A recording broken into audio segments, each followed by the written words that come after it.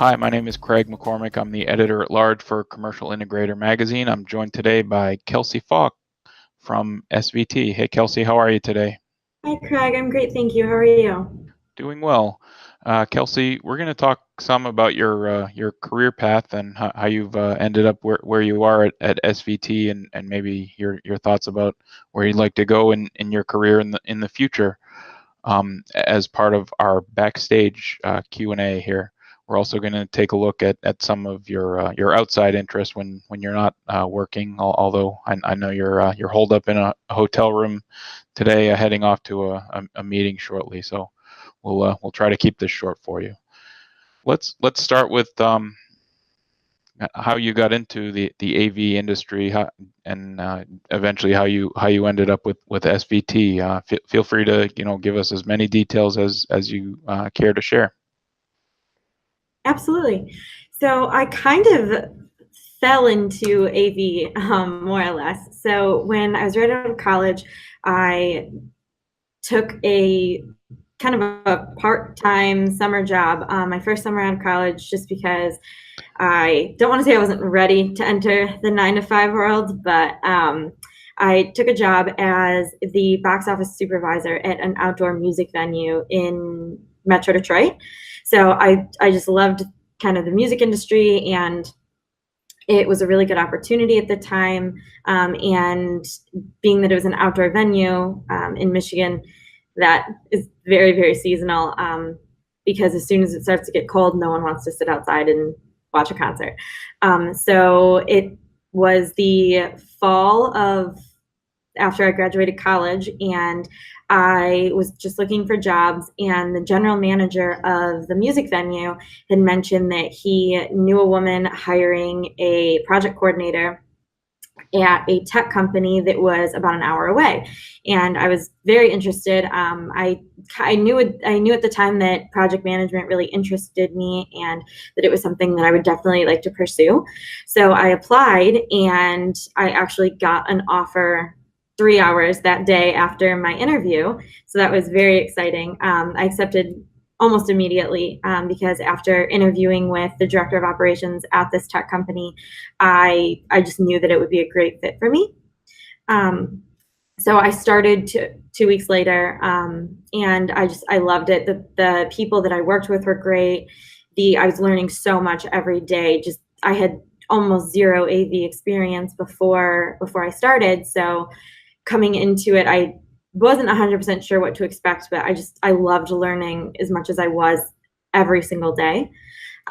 So fast forward about a year later, the woman who had hired me had left and actually went to SVT, and I was emailing her, it felt like every single week, asking if SVT was hiring, because I knew that I was no longer happy at the tech company that I was at, and I knew that she was a great leader and that I definitely wanted to work for her again, and I would love the opportunity.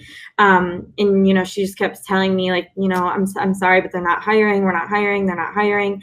And then one day I happened to just email her and say, hey, like, I just wanted to follow up and see if SVT is hiring. And she actually said, actually they just posted a project manager job on the website. You can just go onto the website and apply. So I did immediately, and then I just emailed her back thanking her for letting me know.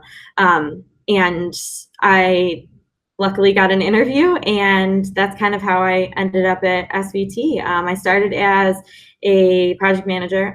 I've been at SVT for almost 2 years now, and just as of about 2 weeks ago, I'm currently transitioning roles out of a senior project manager and into an account manager. Okay, and what will be the differences in that job going from a project manager to a senior account manager? Yeah, so the project manager was kind of after a job had been sold and complete and it was ready to go. As a project manager, I would take the job and just make sure start to finish that everything was completed correctly on time. All of the deliverables were met, and that the customer was happy. Now, as a channel account manager, my major responsibility is kind of going around to our channel partners and just spreading awareness about SVT and what we do, and how we can help them sell more to their customers, and how we can make their lives easier and their customers' lives easier with the solutions that we implement. Okay. And now, did you come straight out of college and go right into an AV career, or did you have, something else that you were pursuing when you graduated, and or another career that you were thinking about? Yeah, so when I was in college, I kind of switched majors a couple times. I wasn't exactly sure what I wanted to do, and I ended up settling on public relations, which I went to Wayne State. So the public relations degree and career path is very, very similar and very close to journalism. And I've always enjoyed writing, and I I loved the program.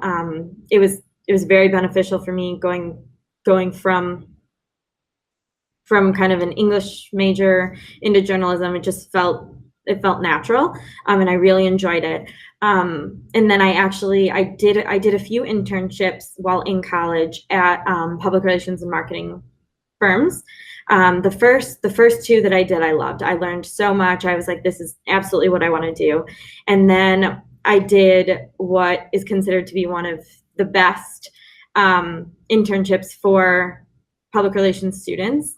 And I just 2 weeks into it realized that that was not the career path that I wanted to take. I realized that there was no way that I could spend the next 30 years of my life doing that. So that was kind of what brought on my mini vacation, as my mom liked to call it, after college. And then I'm so grateful that I ended up where I did, because it's perfect, and it's exactly what I never knew I wanted to do. And now I'm so happy that I'm here. Okay. And how old are you, Kelsey? I'm 25. Okay. Turning 26 anytime soon, or? On Halloween, actually. So Oh, yes, wow. just a couple months away. Excellent. And are you a big fan of Halloween? Do you do kind of special things for the holiday to celebrate your birthday or anything like that? Anything? I am. When I was younger, it was much more of a big deal. Now it's kind of consumed by all of the younger cousins and my siblings and whatnot, their kids. So it kind of just it's starting to get overshadowed, which I enjoy, because I'm not a huge fan of people making a big deal out of my birthday to begin with. So I love having it on Halloween. And when I was younger, it was the best, because I would go trick or treating and say happy, trick or treat, and then I would say it's my birthday, and then I would get double the candy, and my parents were just like, oh, like, I'm sure that half of that candy got donated the next day, and I just never knew. That's funny. That's funny.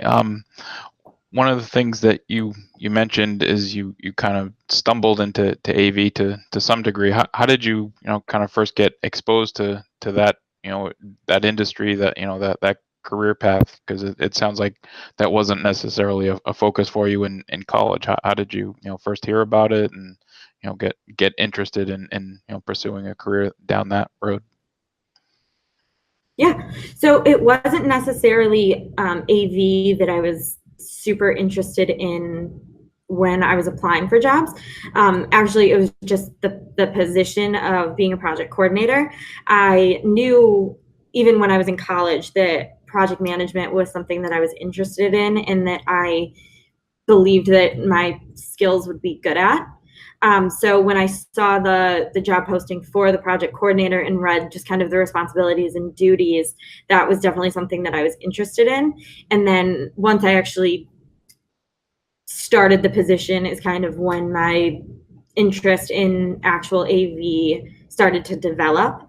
And the more I learned about it, the more interested I became, and the more I wanted to learn about it.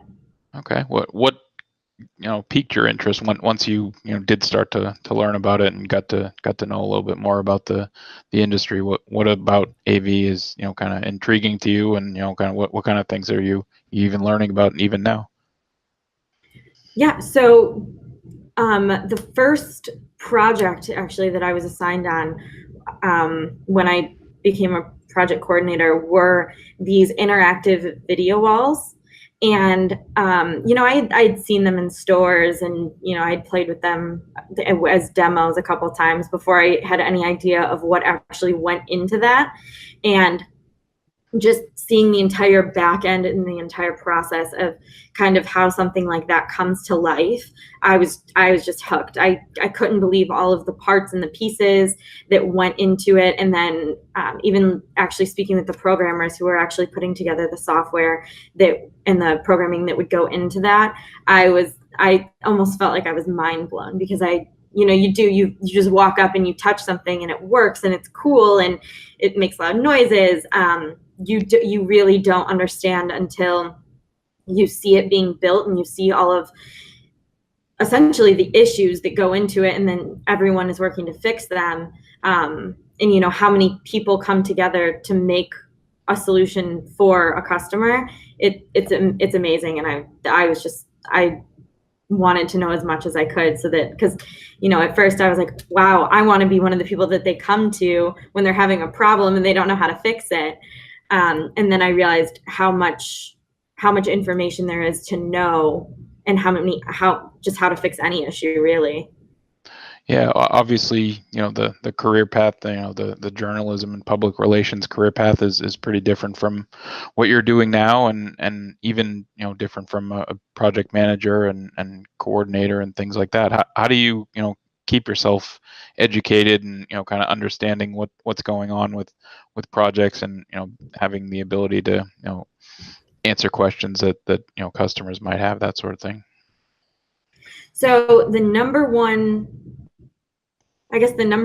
skill or advice that I would give to anyone going into project management is organization. If you're not organized, you will most likely fail. I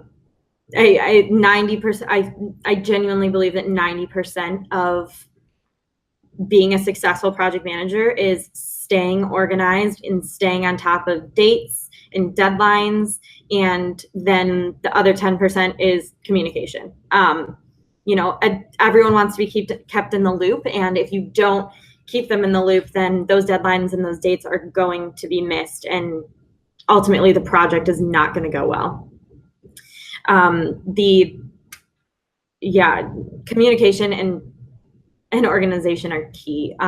The actual technical aspect is important. And I'm very fortunate that SVT is so involved and so dedicated to training every single one of their employees. And regardless of who you are or what position you're in, if you raise your hand and say, I want to learn more about this, they're 100% okay, yeah, let's, what do you want to learn? How do you want to learn?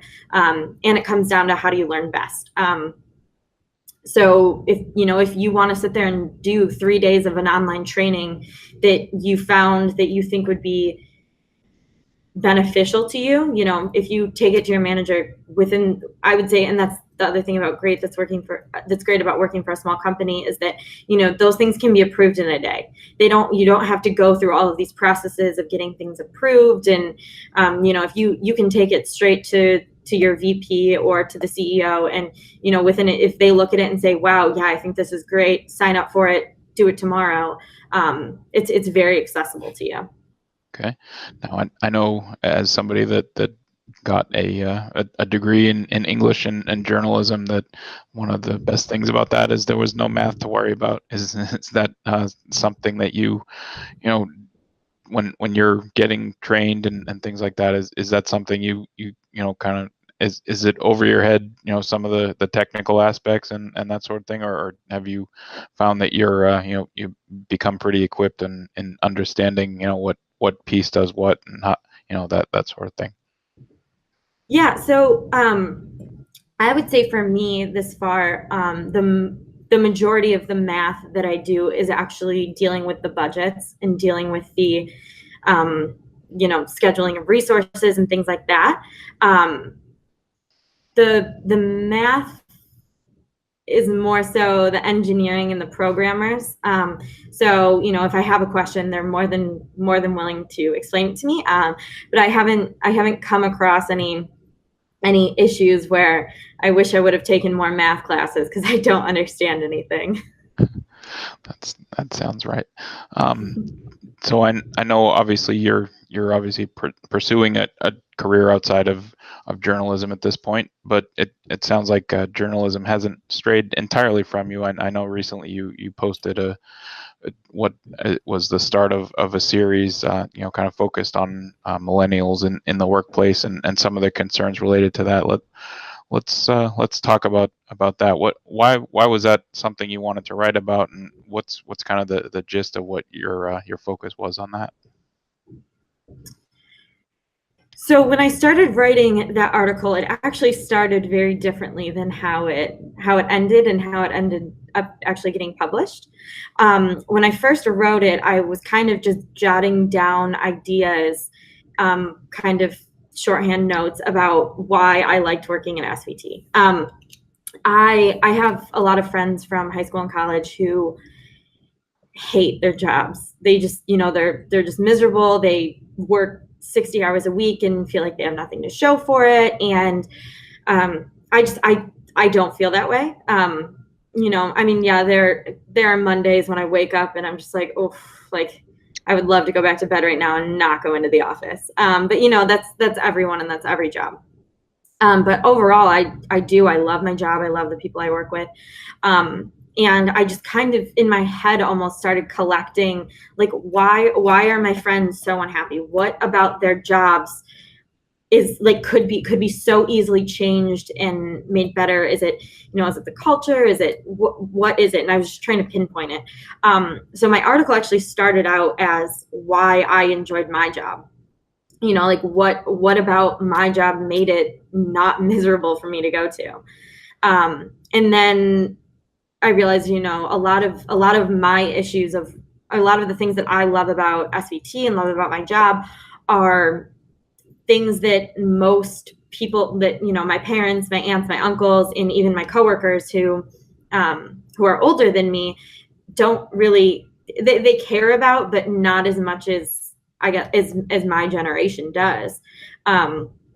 And then it kind of just started, it kind of transformed into what it is now, which was a guide for millennials in the workplace. And, you know, the most, I would say 95% of the feedback that I've gotten from people my age or just from the millennial generation are all, wow, that is spot on. That is exactly, if I had those things at work, like, if my life would be totally different. My work life would be so much better and so much easier on me, and I would enjoy my job so much more if, and then they, you know, go on to list 5 things about their job that just makes them miserable and they didn't even realize it, and because they couldn't put it into words.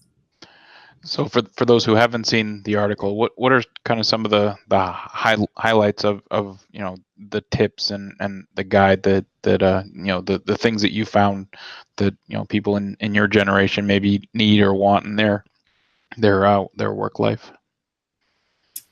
So the most important one that I have found is leadership. No, it's very rare to find someone who wants a boss. Most people want a leader. They want someone who is going to help them do their job better, lead them, show them how to do it, not just say, yeah, go do this and let me know when you're done. It's a very, I want to say, old school way of doing things, and it's just not what we're interested in.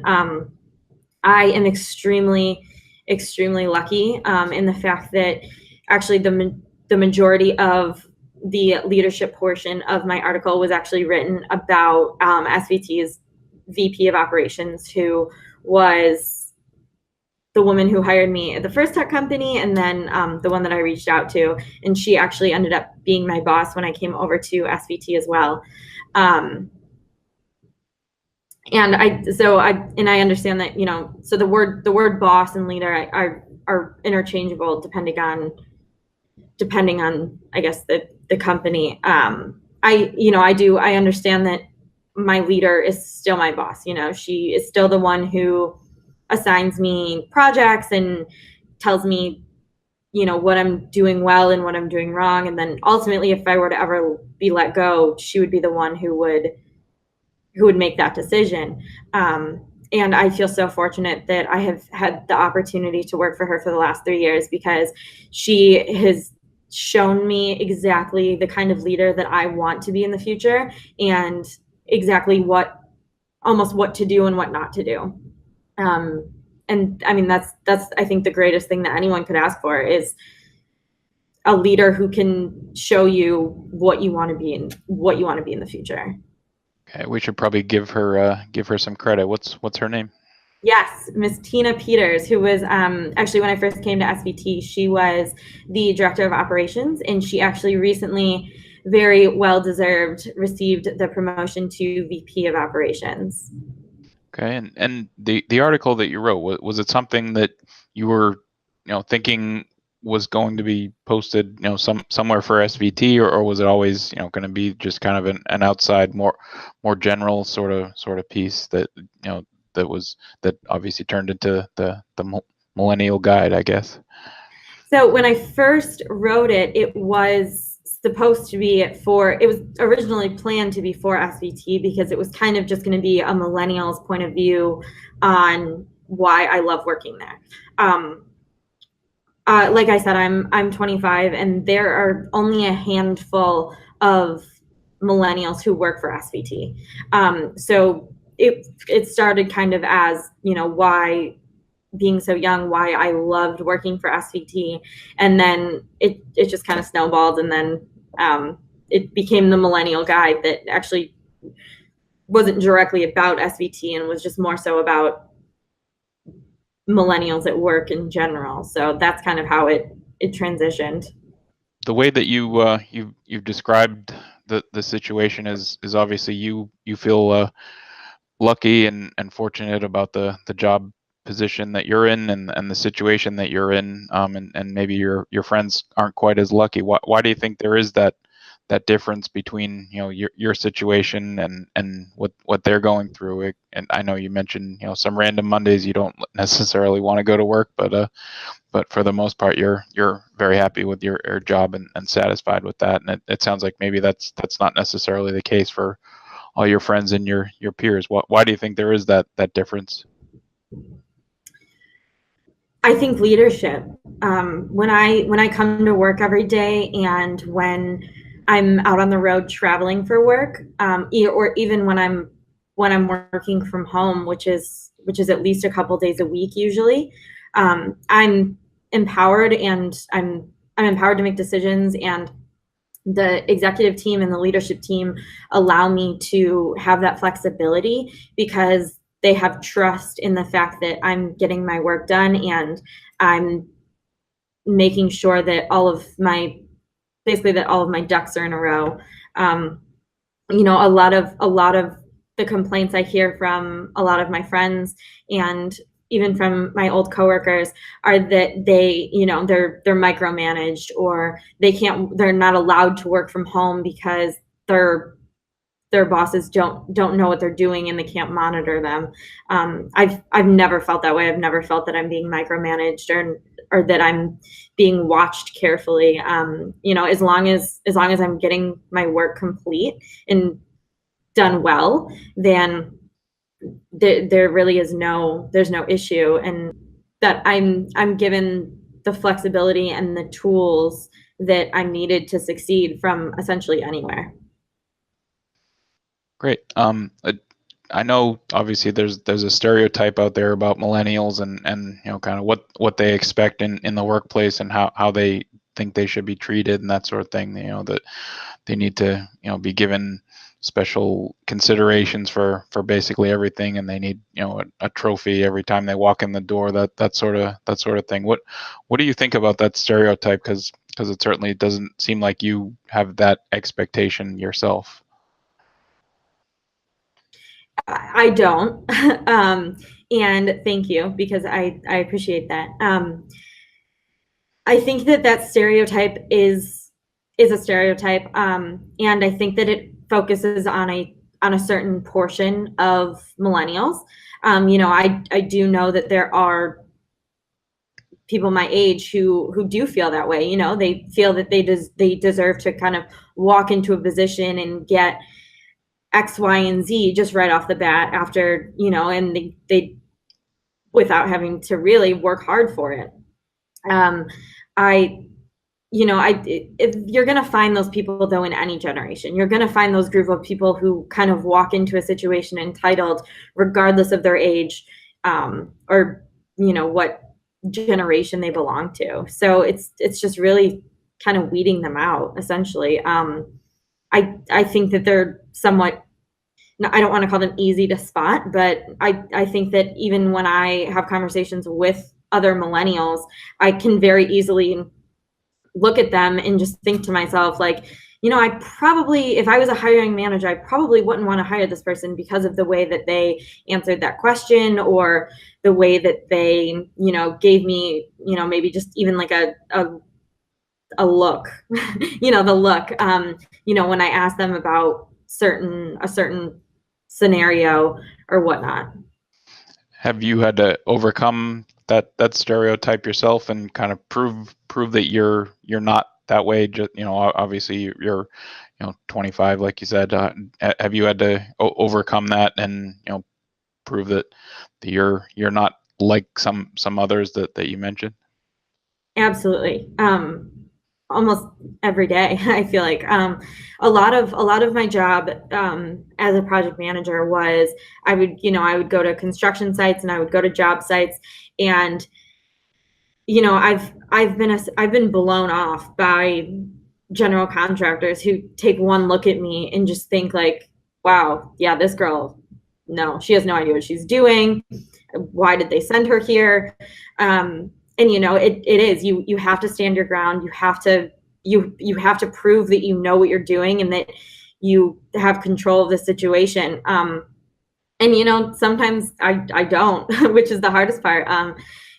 Fake it till you make it kind of has to kick in sometimes. But I've dealt with that more times than I can count, just being essentially written off just the second I walk in the door, because they just look at me and they see that I'm young and they just automatically assume that I'm gonna mess something up or I'm gonna mess up their timelines. And that's really difficult because you start from behind. But once I have learned that, with the exception of maybe one or two, as soon as you do prove that you deserve a seat at the table, then they have absolutely no issue giving it to you, because at the end of the day, everyone has the same goal, which is having a happy customer and getting the job done on time and on budget. Okay. Now I know you're just moving into a new position, but do you kind of have a, I don't know, 3-5 year plan and 10-year plan, anything like that? It's something that you're looking to do, a career path you're looking to follow, at SVT or elsewhere? Yeah, so I definitely see myself staying with SVT. Like I've said, I enjoy working for SVT and I enjoy the people that I work with. I think now that I'm kind of moving more into the sales part of the organization rather than the operations part of the organization, which I've been in for the last 2 years, I see myself growing in this position more. I would say my 3 to 5 year plan would definitely be to become a director of some sort, and have people who are my current position under me, in having myself help them and help them grow, to be better channel account managers. And I would say my 10-year plan would definitely be to be like a VP of sales and marketing, and even public relations. If we keep growing at the rate that we're currently growing, and we do see a need for like a public relations position or something, I would love to oversee that and help that part of the company grow. Excellent. Is there anything else about your career, or the piece that you wrote on guiding millennials in the workplace that you wanted to mention before we move on? I think just that the piece wasn't just written for millennials or just written for people who work with millennials. It was written for both.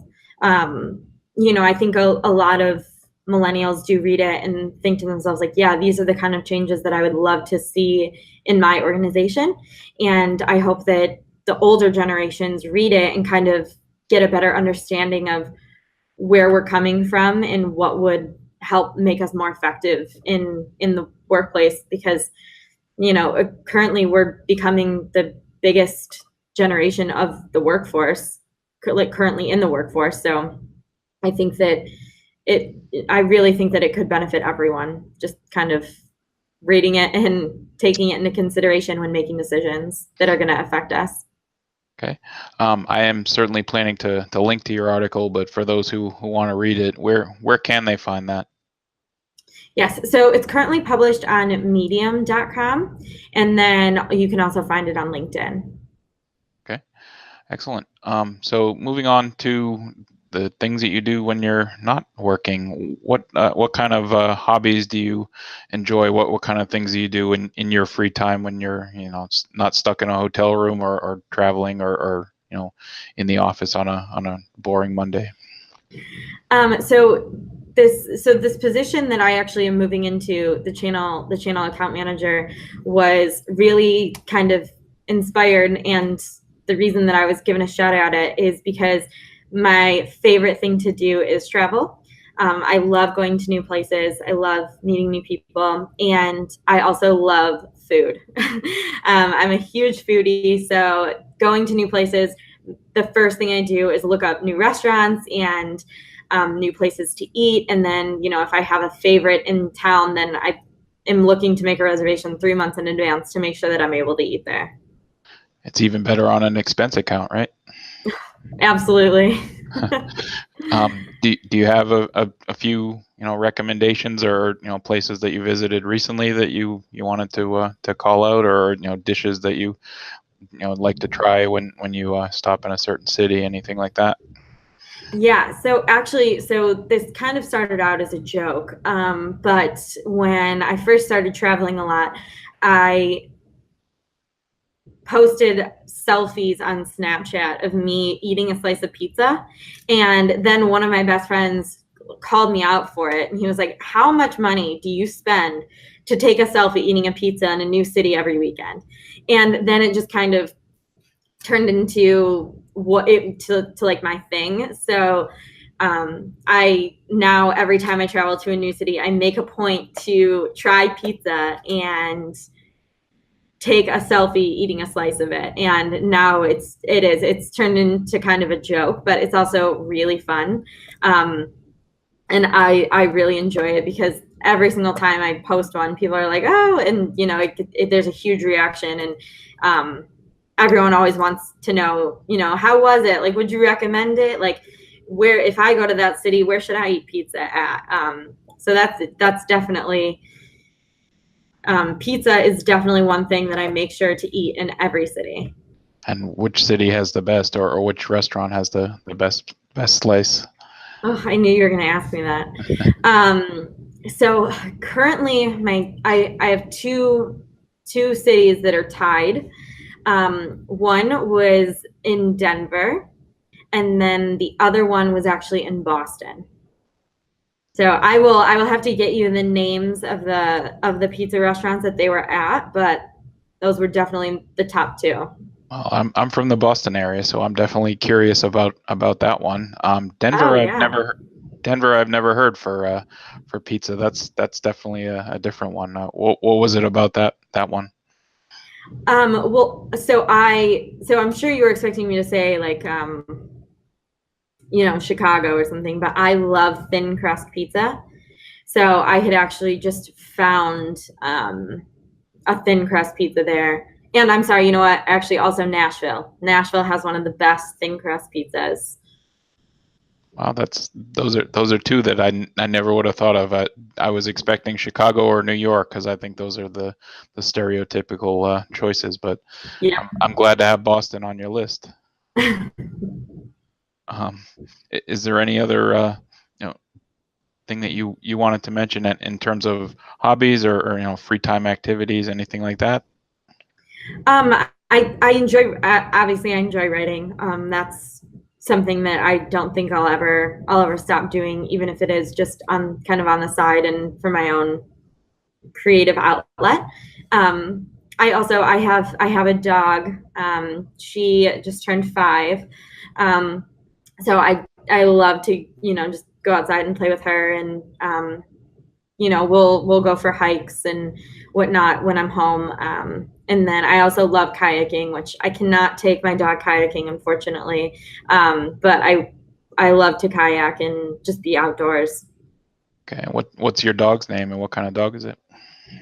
So my dog's name is Fancy, and Fancy is a Maltese Pomeranian.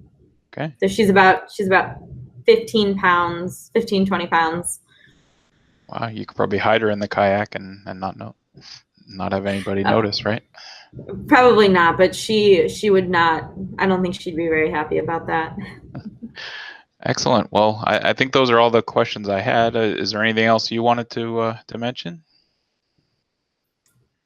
I don't think so. I'm just very grateful for the opportunity, and I hope that your readers enjoy my article.